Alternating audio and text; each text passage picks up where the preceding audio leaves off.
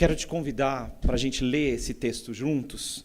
Eu não vou pedir para você ficar de pé, necessariamente não. Eu queria só convidar você para ler o texto junto, do Salmo de número 130, e hoje a versão que a gente vai usar é a nova versão transformadora, tá bom?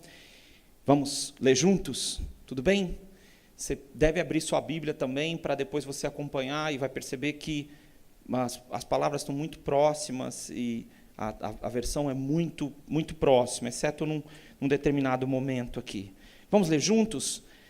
Das profundezas do desespero, Senhor, clamo a Ti. Escuta a minha voz, ó Senhor, dá ouvidos à minha oração. Senhor, se mantivesses um registro de nossos pecados, quem, ó Senhor, sobreviveria? Tu, porém, ofereces perdão para que aprendamos a Te temer. Espero no Senhor, sim, espero nele. Em Sua palavra depositei minha esperança. Anseio pelo Senhor, mais que as sentinelas anseiam pelo amanhecer. Sim, mais que as sentinelas anseiam pelo amanhecer. Ó Israel, põe a sua esperança no Senhor, pois no Senhor há amor e transbordante redenção. Ele próprio resgatará Israel de todos os seus pecados. O perdão nas profundezas do desespero. O que é que o salmista quer dizer com isso? A versão mais literal diz que é das profundezas que esse homem está fazendo uma oração. Os salmos, eles são textos que encontram a alma das pessoas em qualquer situação em que um ser humano pode viver. Os salmos conseguem expressar não só canções, mas salmos são orações. Queria te dizer isso. Na igreja primitiva, dos primeiros dias, quando a igreja queria orar e não sabia como, ela lia os salmos. Os salmos faziam parte do inário, não só do inário dos cristãos, mas era o livro de oração dos cristãos. E o que esse salmo começa dizendo? Das profundezas do desespero eu clamo a Ti. Escuta a minha voz, ó Senhor, e dá ouvidos à minha oração. E ele diz o seguinte: se o Senhor mantivesse um registro de nossos pecados, quem, ó Senhor, sobreviveria? Apesar de nós ouvirmos falar que Deus não registra os nossos pecados, ou que Ele pode tirar do registro dele os nossos pecados, nós, infelizmente, não somos assim. Nós guardamos os nossos pecados, os nossos grandes erros, né? Quando você fala, por exemplo, 7-1, eu não preciso dizer mais nada. Na hora você lembra. Por quê? Porque é um momento difícil. Você lembra na hora, não precisa nada disso, né? 2 números e e uma vogal no meio, pronto. Você lembra de uma cena trágica. Nós temos grande dificuldade de esquecer os nossos enganos. E, infelizmente, na vida humana, nós não escolhemos os enganos que nós vamos cometer. A gente comete enganos. E os pecados, eles continuam sendo registrados por nós. Quedas deixam um registro. Você entendeu? Você toma um tombo, né, de proporções grandes, você... né? Tem gente que deixou de ser skatista pelo tombo. Talvez o tombo foi no segundo dia. Alguns foi no primeiro minuto, né? Uma vez eu vi uma pessoa que queria ser skatista, numa semana ele queria ser skatista, na outra, com o braço quebrado, ele tinha desistido já. As quedas, elas criam uma marca em nós, e que não só evitam que a gente caia, evitam que a gente ande. Porque elas entram numa proporção dentro de nós em que nós vamos nos aprofundando em coisas das quais nós não conseguimos nos livrar. E a culpa é um sentimento que está inato em nós. Nós não conseguimos... Algumas pessoas no passado diziam que a culpa eram as igrejas que proclamavam. mas a culpa está no ser humano. Você entende? A gente tem normas que a gente aprende na nossa vida, e quando a gente quebra pequenas normas, a gente já se sente culpado, né? Eu tenho muito carinho pela minha mãezinha, que já está com o Senhor, mas eu lembro de uma coisa muito interessante. A minha mãe escutava o barulho da geladeira abrindo lá na minha casa, a qualquer lugar da casa. Era impressionante. Não tinha, né, de verdade, não tinha um aplicativo na geladeira naquele tempo, entendeu? Mas minha mãe escutava, e era simultâneo. Você acabava de abrir a porta e eu escutava minha mãe falando, fecha a porta da geladeira. Acho que naquele tempo as coisas não gelavam tanto, talvez, mas aquilo, pegar na porta da geladeira já era antecipadamente ouvir minha mãe dizendo, fecha a porta da geladeira. Eu acho que as crianças não gostam de fechar a porta da geladeira mesmo. Mas isso não durou só na infância, prosseguiu. Eu me lembro quando eu comprei a minha primeira geladeira e fui morar sozinho, que a primeira vez que eu fui abrir a porta, eu escutei a voz da minha mãe, mas só que essa vez eu abri a porta e fiquei um bom tempo com ela aberta, né? Me refrescando, né? Tentando entender isso. Nós não sabemos quanta culpa nós carregamos na nossa vida. E essa culpa, ela vai cavando buracos dentro de nós. Buracos que, de verdade, nos levam ao desespero. Porque nós não conseguimos atingir o padrão do que nós mesmos aceitamos que é o mínimo possível. Se você tem um pouco de conhecimento de quem é Jesus, você tem ideia do que eu estou falando. Você não atinge o padrão. Você está muito aquém. E para quem é cristão há muitos anos, ou está na igreja há muitos anos, pior ainda. Porque você já sabe muita coisa. E talvez você esteja muito distante do padrão. E geralmente o que a gente faz é se acomodar a um padrão o mais fácil possível para nós. Mas como nos livrar da culpa? Como é que nós vamos nos separar do nosso pecado? Quando nós estamos desesperados. O desespero, ou essa profundidade que ele está dizendo, olha, das profundezas eu solto um grito para ti. Que profundeza é essa? É quando a esperança ela está pequena, e o versículo 3 diz que o pecado está presente. E que se Deus quiser registrar mesmo, como é que nós vamos fazer? Só que mesmo que Deus não queira registrar, há erros pelos quais você passou na sua vida e que estão registrados.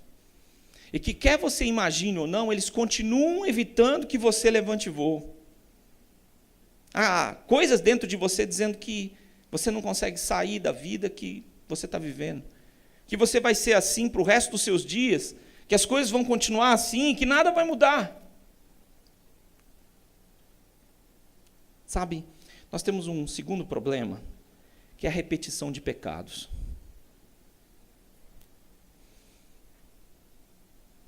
Os pecados na nossa vida não só se repetem, nós repetimos os pecados que aprendemos na nossa família. Os erros da nossa família se repetem em nós. Erros de pais para filhos, de uma geração para outra.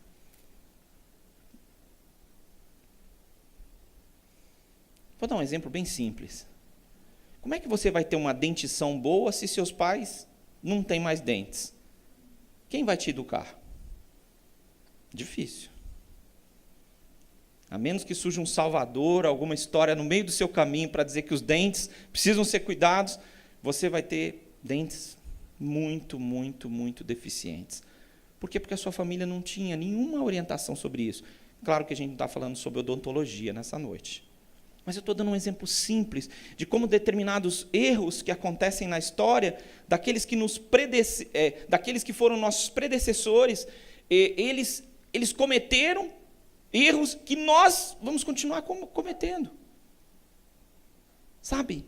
E como não pensar que isso não vai gerando um aprofundamento da nossa crise espiritual e do nosso desespero de não conseguirmos nos livrar?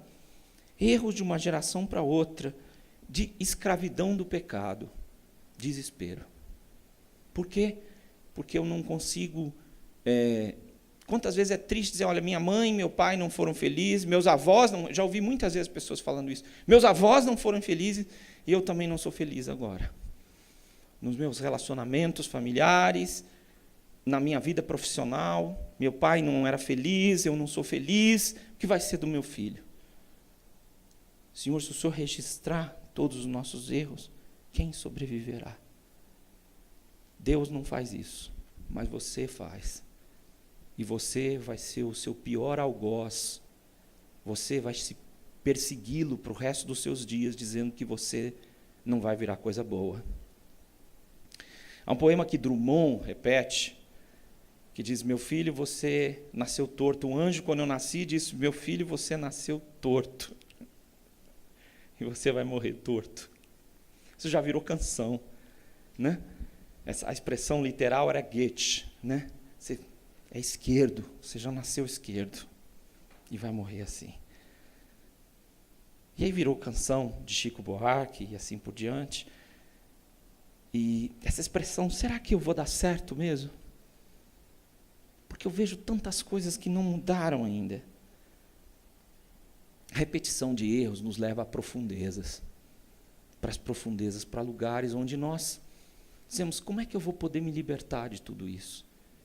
Se eu acabo, sabe aquela história de que eu começo, está indo bem, né? Está indo bem, vai para a final, mas não passa das oitavas.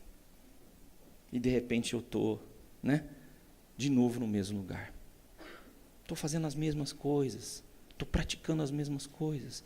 Então, se Deus não grava os meus pecados, por que eu tenho isso gravado em mim?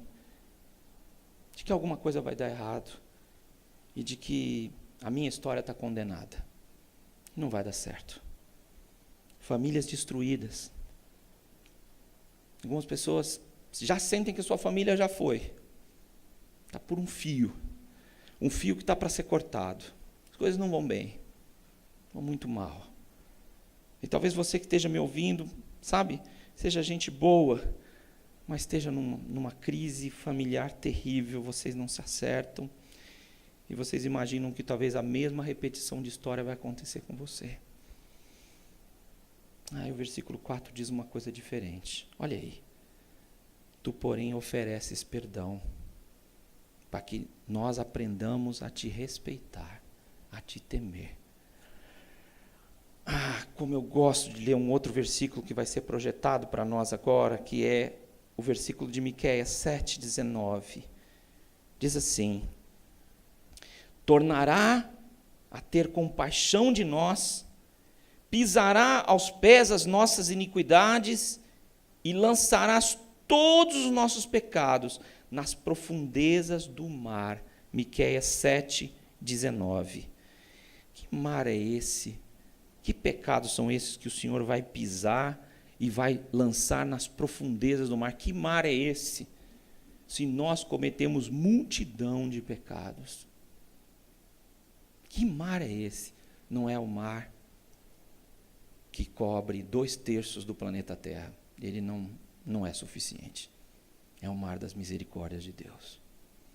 É lá onde Deus lança seus pecados e pisa os seus pecados, e Ele faz uma oferta divina, que não é uma conquista sua, é oferecer perdão para você. Mas existe um mar muito pouco conhecido. Ele é menos conhecido do que até a superfície lunar. Tá? É um dos lugares mais profundos que você encontra nos oceanos. Chama-se as Fossas Marianas, que estão perto das Ilhas Marianas. Elas têm 11 quilômetros de profundidade. Quero que vocês vejam isso. O realizador e explorador da National Geographic desceu os 11 quilómetros de profundidade do abismo de Challenger, na Fossa das Marianas, no Oceano Pacífico. O abismo de Challenger, que é apenas uma pequena parte da Fossa das Marianas, tem qualquer coisa como 50 vezes o tamanho do Grand Canyon.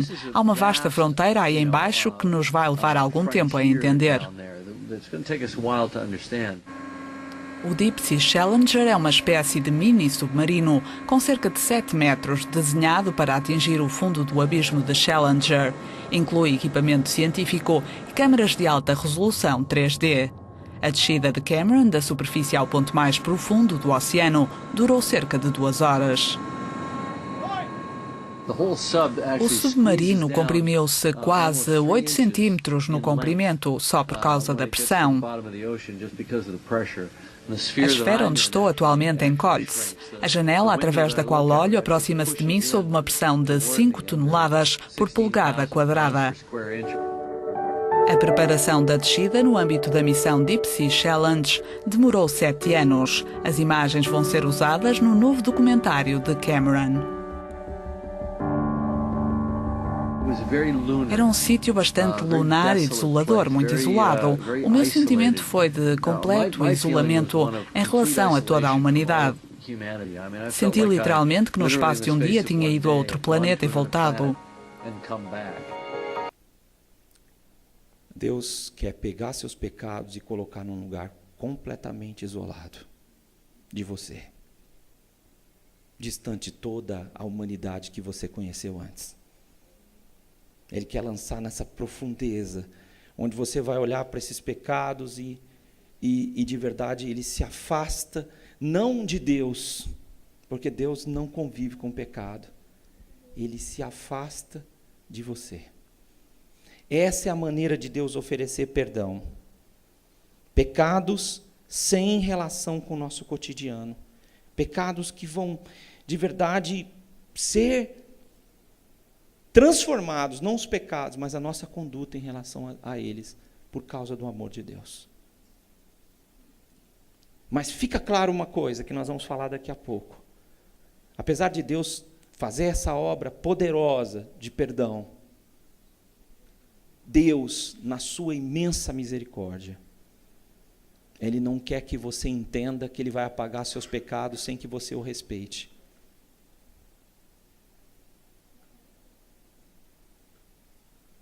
Ele quer que você respeite, porque Ele é capaz de fazer isso por você. Não banalize a grande ação de Deus, de lançar nossos pecados para longe de nós e de oferecer perdão dessa maneira. Queria mais uma vez ler o texto de Miqueias 7,19. Tornará a ter compaixão de nós, pisará aos pés as nossas iniquidades e lançará todos os nossos pecados nas profundezas do mar. Mas como eu disse para vocês, não é nem o nosso mar, nem as fossas marianas, não. É o mar das suas misericórdias, onde a desolação para esses pecados é só o que Deus oferece, e para nós, misericórdias, pelo seu grande poder. Fico muito feliz de ver o verso de número 5 também. Olhe bem o que o verso número 5 diz: espero no Senhor, sim, espero nele, em sua palavra depositei a minha esperança. Como é que o perdão divino se dá? Baseado na palavra de Deus. Deus empenhou a sua palavra para perdoar você. Às vezes você se encontra numa situação imperdoável e a gente conta tempo, sabe? Tempo para mudar. E o tempo passa e a gente não muda. E o tempo passa e a gente parece que está nas profundezas clamando a Deus e as coisas parecem que não estão acontecendo. Mas Deus, baseado na sua palavra, vai cumprir o propósito que Ele tem de perdoar você, de lavar os seus pecados, porque Ele empenhou a sua palavra nisso. Mas Ele empenhou a vida do seu filho. Tem um pastor muito querido meu, também já está com o Senhor. E ele não contava como uma experiência pessoal dele, mas com certeza era uma experiência pessoal dele. Eu conhecia a sua maneira de trabalhar. E um dia ele levou uns jovens para visitar uma mulher de muita fé da igreja, que estava muito enferma, e que sabia que estava muito enferma. E ele era um indivíduo muito firme, de convicções, mas às vezes muito, muito rígido também, a minha maneira de ver, né? E ele tinha muita proximidade com essa senhora, e ele falou para ela essas palavras para que os moços que ele levou ouvissem. Dona fulana de tal, agora a senhora está doente. E se Deus quiser, a senhora vai sair daqui. Mas se ele não quiser, o que vai acontecer? Ela respondeu, se ele não quiser, eu estou nas mãos dele. E aí, ele foi avante, disse para ela, a senhora foi uma mulher muito crente durante toda a sua vida, não foi? Ela disse, pela graça de Deus. E se tudo que a senhora pregou não for verdade? O que a senhora vai fazer nesse momento da sua vida? E ela disse, olha, pastor, se tudo que eu preguei, que eu vivi a minha vida inteira, não for verdade, eu vou perder muito pouco, porque eu fui muito feliz. Mas Deus vai perder muito, porque Ele empenhou a sua palavra e o seu próprio Filho pela minha salvação. É a este ponto que Deus chegou para mudar a sua vida. E se você desprezar este perdão e esse grande amor, não resta sacrifício. Não continue tentando a Deus vivendo em pecado, porque isso não é uma conduta de quem se diz filho de Deus, temente a Deus. Ele empenhou a sua palavra na sua salvação. E é isso que garante a sua salvação, meu irmão. Glória a Deus. Ele investiu tudo o que ele tinha na sua e na minha salvação. E é por causa desse poder perdoador de Deus que eu e você podemos crer na mudança, na redenção. Esse é o poder perdoador que Deus tem. Mas você precisa entender uma coisa que eu queria lhe dizer nessa noite. Esse perdão de Deus carece, como nós vimos no verso 4, que você o tema. Tu, porém, ofereces perdão para que aprendamos a te temer. Um amigo querido, um dos grandes compositores de música popular brasileira, cristã, escreveu uma canção depois de perder um filho adolescente. É uma canção muito tocante. E naquela canção ele diz o seguinte: Senhor, eu não entendo, mas eu respeito. Era tudo que ele podia dizer. Estamos vivendo dias em que as pessoas não respeitam a ninguém mais.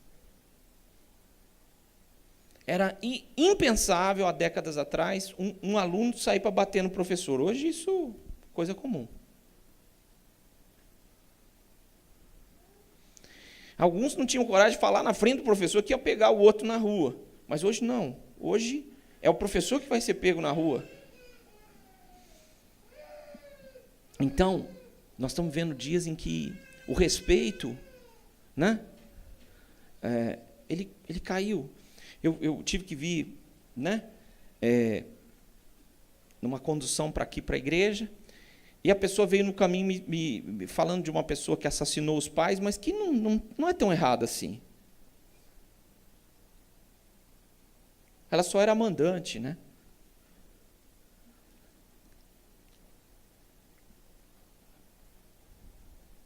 A conversa não estava fluindo muito. Eu só falei, né? Não é isso, não. Nós estamos vivendo dias de profundo desrespeito. E desrespeitar a Deus virou uma coisa muito simples, porque as pessoas imaginam que eu posso fazer o que eu quiser, porque Deus já me perdoou. Não perdoou, porque Ele não perdoa a gente que não respeita. E não perdoa a gente que não respeita o grande amor que Ele tem por você. Deus perdoa. E um dos sinais do perdão é o respeito que você tem a Deus. E eu quero te dizer uma coisa muito explícita nessa noite. Porque Deus está comigo e com você. Eu o temo. O que evitou maiores erros na minha vida não foi minha grande fé, não foi a minha formação religiosa, psicológica, familiar.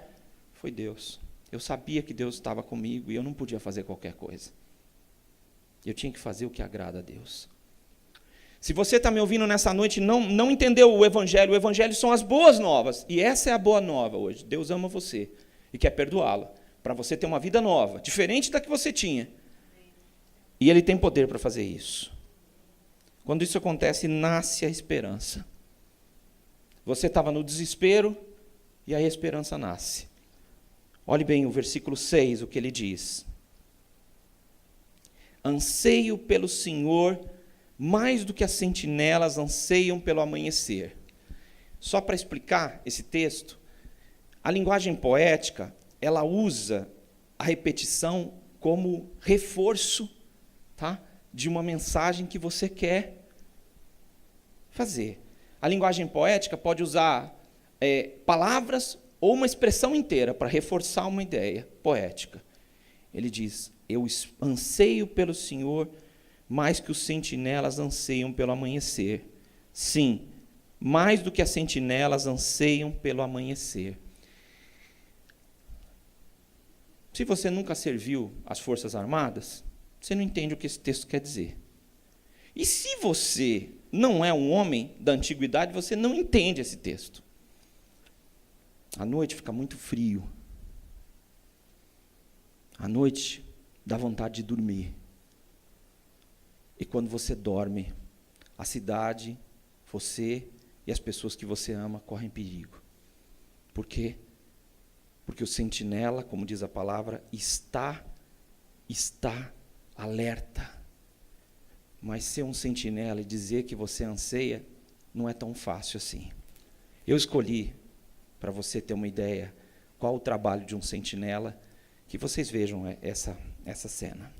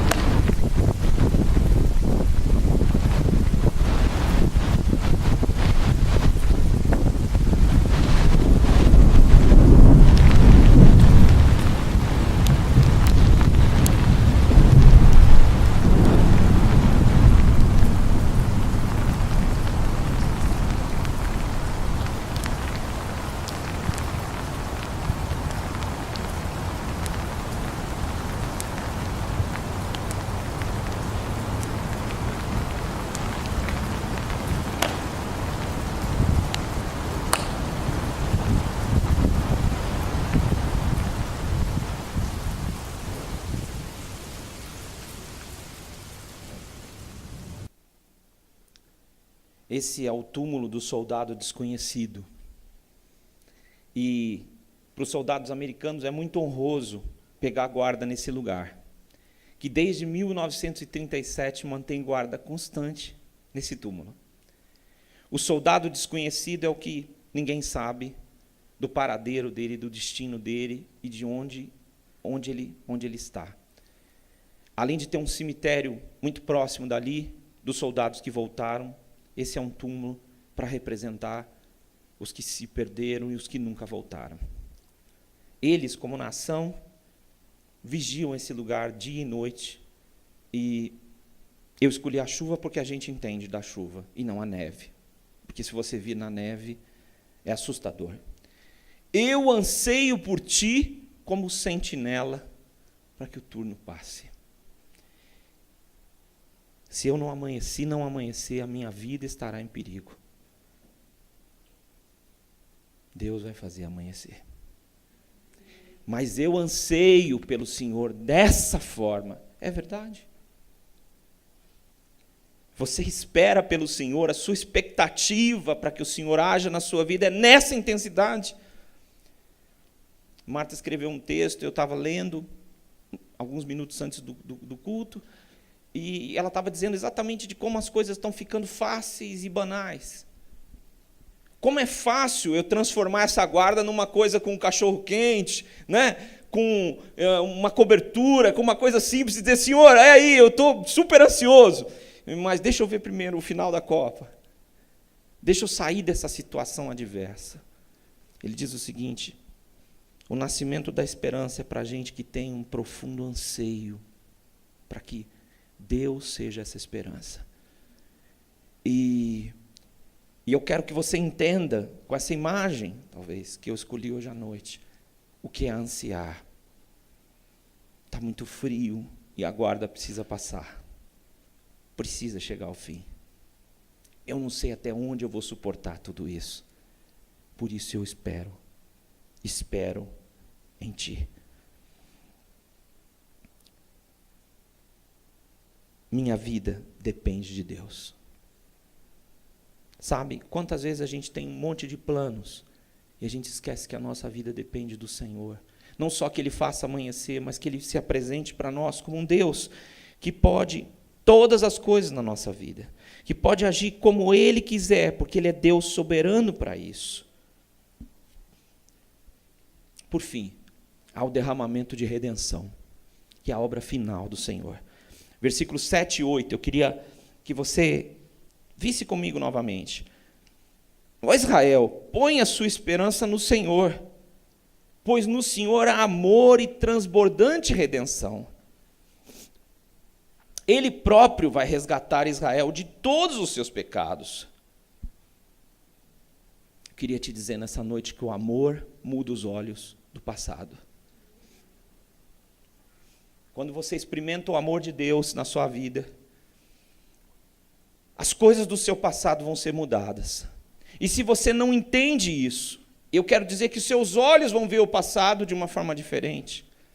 Você vai entender que Deus não abandonou você, que Ele não desistiu de você, e que Ele o ama. E o amor dele é capaz de transformar a sua vida, porque um grande amor transforma a vida de qualquer pessoa. Deus não desistiu de te amar, mas nele há um transbordamento de redenção e há um grande amor. Deus te ama. Talvez as coisas podem estar muito ruins, puxa, fui tão abençoado nesse culto, mesmo antes de ouvir, de poder compartilhar a palavra de Deus. Que Deus é esse que pode mudar a nossa nação, porque Ele ouve a oração enquanto nós estamos aqui. Que Deus poderoso é esse nosso Deus, que nos chama para crermos nisso, que Ele ama você, que Deus o ama.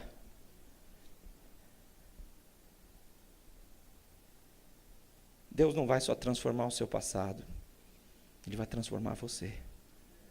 Ele vai transformar os seus olhos para com o passado, mas vai transformar você por completo, porque Ele pode. Porque a redenção de Deus é maior do que você. A redenção de Deus é um transbordamento de redenção. É maior do que você. Maior que os seus pecados. É maior do que o buraco em que você se enfiou. Deus pode. Deus pode trazer redenção para a sua família. Mas por que Ele pode? Porque a redenção e o perdão não estão baseados no que você tem para oferecer, mas no que Deus pode fazer em você.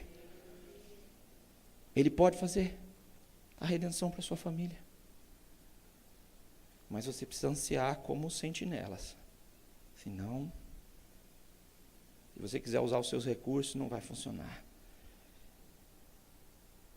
Veja o versículo 8 de novo. Preciso que você veja. Ele vai resgatar Israel.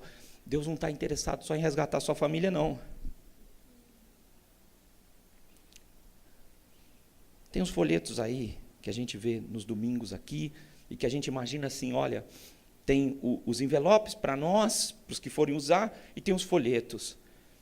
Comece a pensar que Deus quer abençoar seu prédio, que Deus quer resgatar Israel, o povo dele, que Deus tem um plano para o seu bairro, para os seus vizinhos. Pegue essa semente, leve com você, semeie essa semana. Redenção por onde você for, isso é só um exemplo. Pegue alguns aí do banco, leve com você. Você não pode desejar que Deus só produza redenção na sua vida. Gente, nós não podemos simplesmente pensar que a nossa família, ou que essas pessoas que nós conhecemos, são as únicas pessoas com as quais Deus quer trabalhar. Isso é um proselitismo, isso é uma maneira de transformar o reino dos céus, o reino de Deus, num lugar pequeno, de gente parecida com a gente. Não! Deus quer resgatar Israel, Deus quer ir a lugares mais distantes, Ele quer alcançar o seu bairro, Ele quer redenção para São Paulo. E a gente fica olhando, dizendo, mas Senhor, como assim o Senhor quer redenção para São Paulo? Eu sou tão pequeno, nós somos tão poucos. Não sou eu, não é você que vai redimir a cidade. Amei cantar nessa noite que o Senhor reina. Você crê nisso? Ele quer alcançar a cidade, Ele quer que você ore e se posicione em relação a isso. Uau, deve estar chegando a hora do fim.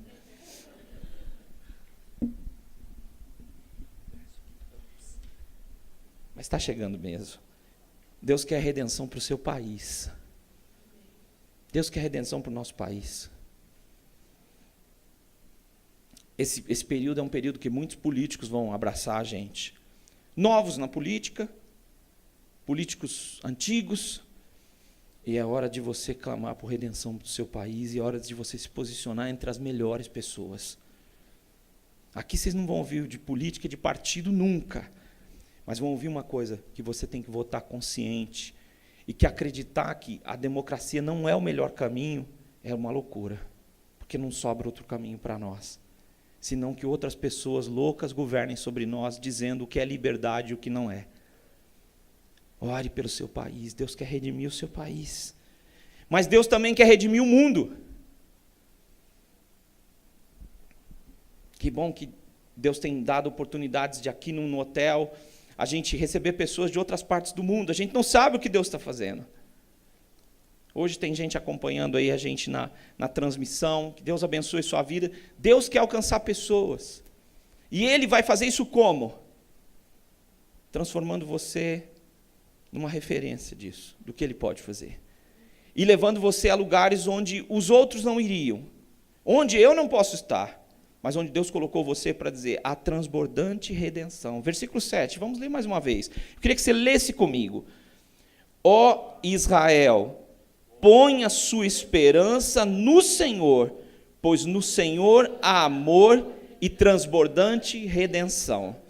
Para concluir, eu queria te dizer que eu já conheci pessoas que, dando o testemunho delas de vida e contando as coisas boas que aconteceram na vida delas durante muitos momentos, quase conversando com a pessoa 1 hora, tudo que eles contavam de bom parecia uma tragédia para mim. Eu falava, meu Deus, eu ficava pensando comigo, se isso é bom, o que é ruim? História trágica. Mãe era uma espécie de assassina, né, para aquele jovem que nunca tinha conhecido o amor em casa e que não tinha pai. Mãe era uma assassina, ou uma pessoa monstruosa, capaz de fazer coisas monstruosas de fato, e ele não tinha pai, então ele não sabia o que era família. Quando ele ouvia a palavra mãe, ele tomava um susto. Psiquicamente era isso para ele, ele ficava apavorado. Onde essa pessoa pode encontrar esperança, gente? E esse jovem foi acolhido por uma família, e ali ele foi tratado como filho por gente boa. Mas ainda assim, quando ele ouvia as pessoas falarem mãe, ele tremia. Ainda que você não conheça o amor, Deus é amor. Nele há amor por você. Ainda que você se sinta sozinho, Deus ama você. E nele há amor, e Ele vai cuidar de você de uma forma que você não imagina. Principalmente se você se colocar aos seus cuidados. Se você quiser resolver o problema, aí piora. Nele há amor e transbordante redenção. Não acredite que Deus quer redimir só você, não. Essa semana o Senhor quer redimir pessoas, e nós não podemos restringir essa obra. E é por isso que nessa noite eu quero orar com você. Que entendeu pela exposição dessa noite que você precisa do perdão de Deus na sua vida. Que você precisa experimentar esse perdão. Que você precisa entender que Ele perdoa os seus pecados e que Ele deixou seu Filho Jesus morrer por você. Eu quero convidar você a dizer isso para o Senhor. Feche seus olhos. Senhor, eu recebo a Tua redenção na minha vida. E eu creio que o sacrifício de Jesus na cruz foi pelos meus pecados. Agora seja o meu Deus, o meu Salvador, o meu Senhor, o meu dono, o meu amigo, o meu Pai. Em nome de Jesus. Amém. Essa é a oração que você vai fazer agora. Você vai repetir no seu coração. Agora você já ouviu, porque senão você vai orar por uma coisa que você não sabe. Então agora você pode repetir só no seu coração. Senhor Deus, eu recebo a redenção do Senhor que foi conquistada por Jesus na cruz, que morreu pelos meus pecados. Eu aceito o Teu perdão, Senhor. Que Ele venha sobre a minha vida. Enquanto eu Te respeito, Te amo também. Seja o meu Deus, o meu Senhor, o meu Salvador, o meu dono, o meu amigo, o meu pastor, o meu querido papai. Em nome de Jesus. Amém. Eu quero orar por você ainda de olhos fechados. Você fez essa oração, fica de pé. Eu quero orar por você em nome de Jesus. Não há outro desejo senão orar por você. E também que você se coloque de pé e diga: eu me rendo, Senhor, na frente de qualquer pessoa, de qualquer situação. Quero orar por você. Você fez essa oração? Fique de pé agora, eu vou orar. Senhor, eu Te agradeço porque a redenção de Jesus, Senhor Deus, está em toda parte do universo, Senhor. E porque está aqui nessa noite também, Senhor. Tira, Senhor Deus, todo exclusivismo do nosso coração e nos faz amarmos redenção em Jesus, Pai. Oh, meu Senhor, nós somos Teus, Tuas, Pai. Obrigado por essas pessoas que aqui recebem esse perdão, Senhor Deus, essa atuação plena do Senhor que eles estão pedindo sobre sua vida. Nós pedimos que o Senhor os abençoe e nós os abençoamos em nome de Jesus, Pai, na autoridade de Jesus. Deus abençoe vocês. Todos se coloquem de pé. Vamos orar. Vamos receber toda essa ação de Deus na nossa vida, mas lembre, a redenção é transbordante, não é só para você, é para ir mais longe, e não é para você reter e falar assim: olha, não sei o que essa pessoa, não, você não tem que saber nada, você tem que deixar transbordar. O que eu estou querendo namorar com esse cara, e se a redenção transbordar, é bênção, tá bom? É bênção. Você vai descobrir se é o cara certo, se é a menina certa. Deixa a redenção transbordar. Porque a redenção não é uma igreja, simplesmente. É a obra que Jesus fez por você. E como nós estamos pensando esse mês, está acima de tudo. É isso que devia estar. Nós vamos pensar esse semestre sobre isso. A redenção tem que estar acima de tudo. Porque Deus investiu o seu Filho pela sua redenção. Por isso chegue mais cedo o culto, para curtir esse tempo, para glorificar o Senhor. Sai uma hora antes de casa, vai com calma, arraste pessoas, não pela força, mas porque a redenção está transbordando na sua vida. Deus te abençoe, Deus te guarde, uma semana cheia de redenção para você, em nome de Jesus.